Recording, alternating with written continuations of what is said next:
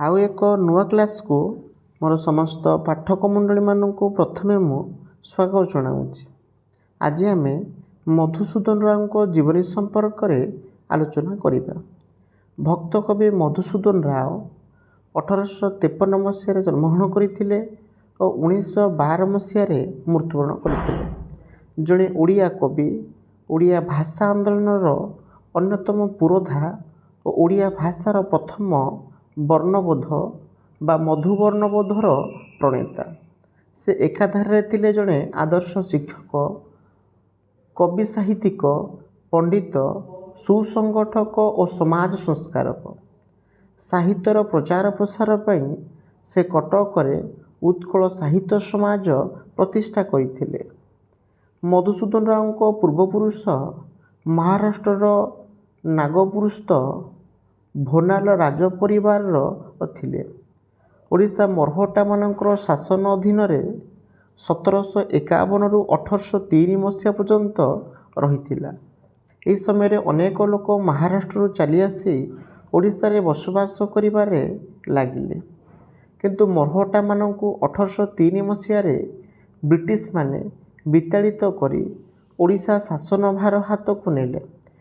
ଫଳରେ ଅନେକ ମରହଟ୍ଟା ପରିବାର ସ୍ୱଦେଶ ପ୍ରତ୍ୟାବର୍ତ୍ତନ କଲେ।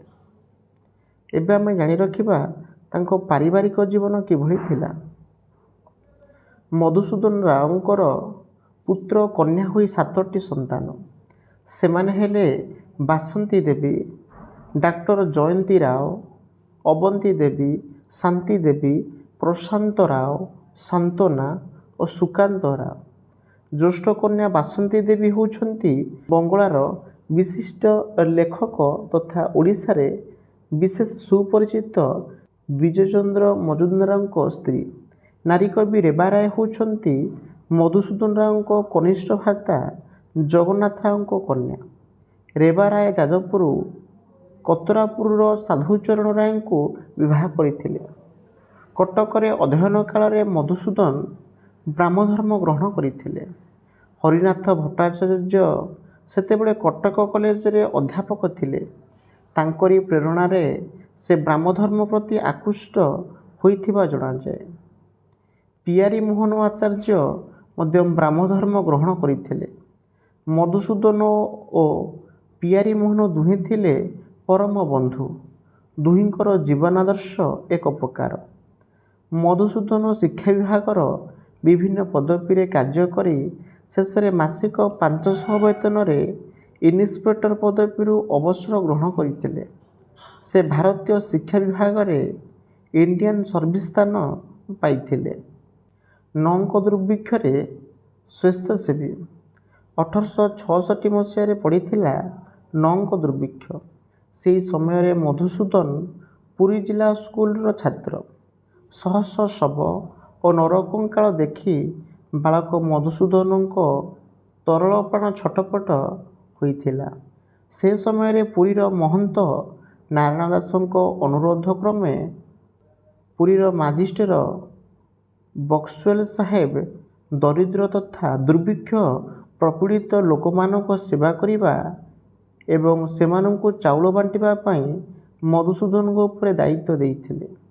ବାଳକ ମଧୁସୂଦନ ଆନନ୍ଦର ସହିତ ଏହି ଗୁରୁ ଦାୟିତ୍ୱ ବହନ କରି ସଞ୍ଚାଳନ କଲେ। ଜୀବଦୟା ଭାବ ତାଙ୍କ ମନରେ ଉଦ୍ରେକ ହେଲା। ଏହି ସମୟରୁ ସେ ସାରା ଜୀବନ ମତ୍ସ୍ୟ ଭକ୍ଷଣ ତ୍ୟାଗ କଲେ। ତାଙ୍କର ଶିକ୍ଷକ ଜୀବନ କିଭଳି ଥିଲା ସେ ସମ୍ପର୍କରେ ମଧ୍ୟ ଜାଣି ରଖିବା।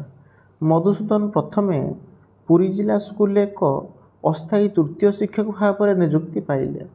କିନ୍ତୁ ସେ ଏହି ପଦବୀରେ ଯୋଗଦାନ କରିବା ପୂର୍ବରୁ ଅନ୍ୟ ଜଣେ ବଙ୍ଗୀୟ ବ୍ୟକ୍ତି ତତ୍କାଳୀନ ଇନ୍ସପେକ୍ଟର ମାର୍ଟିନ ସାହେବଙ୍କ ଦ୍ୱାରା ନିଯୁକ୍ତି ପାଇ ସେହି ପଦବୀରେ ଯୋଗ ଦେଲେ।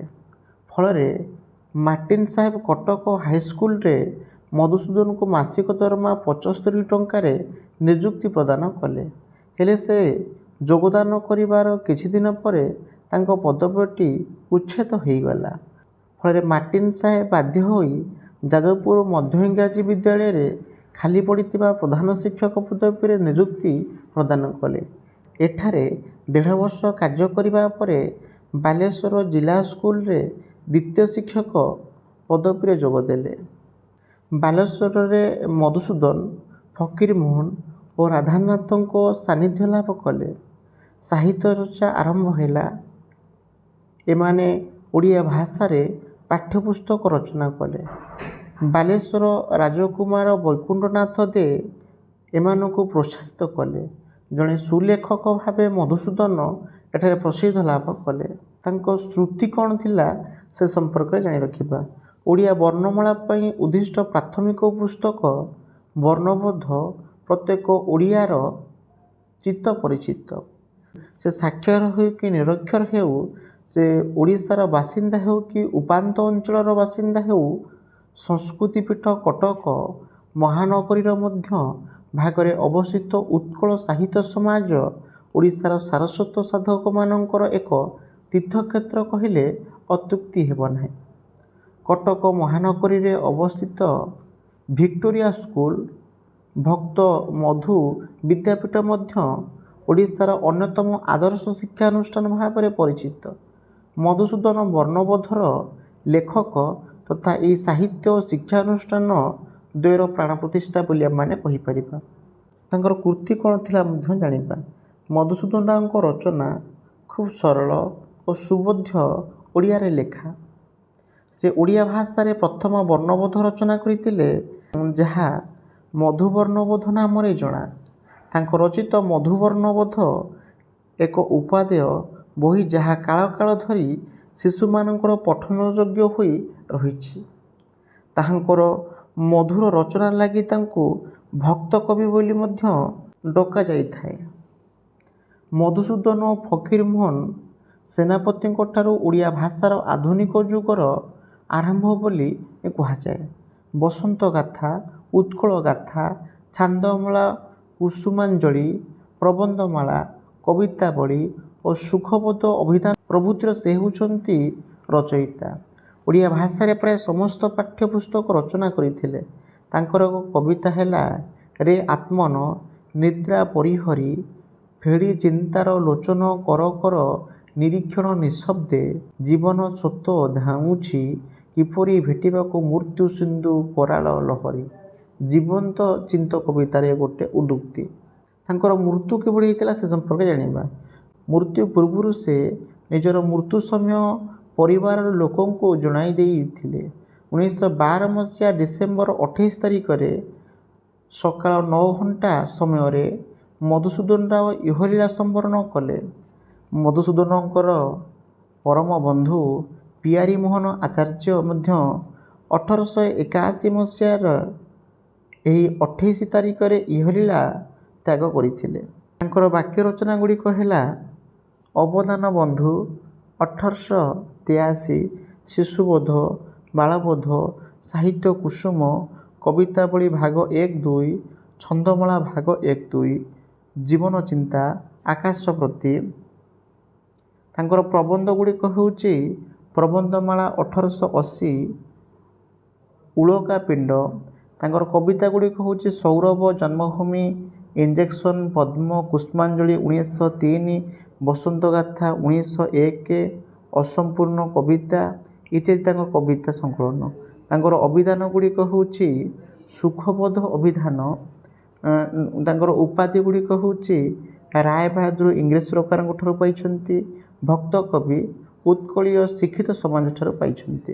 ଏ ଥିଲା ମଧୁସୂଦନ ରାଓଙ୍କ ଜୀବନୀ ସମ୍ପର୍କରେ ଏକ ସାମୂହିକ ଆଲୋଚନା। ଏହି ଆଲୋଚନାଟି ଯଦି ପାଠକମାନଙ୍କୁ କିଛି ମାତ୍ରାରେ ସହଯୋଗ କରିପାରେ, ତାହେଲେ ମୋ ଚ୍ୟାନେଲକୁ ସବସ୍କ୍ରାଇବ୍ କରିବେ, ଲାଇକ୍ କରିବେ, ସେୟାର କରିବେ ଏବଂ ନିଜସ୍ୱ ଅଭିମତ ନିଶ୍ଚିତ ଭାବରେ ପ୍ରଦାନ କରିବେ।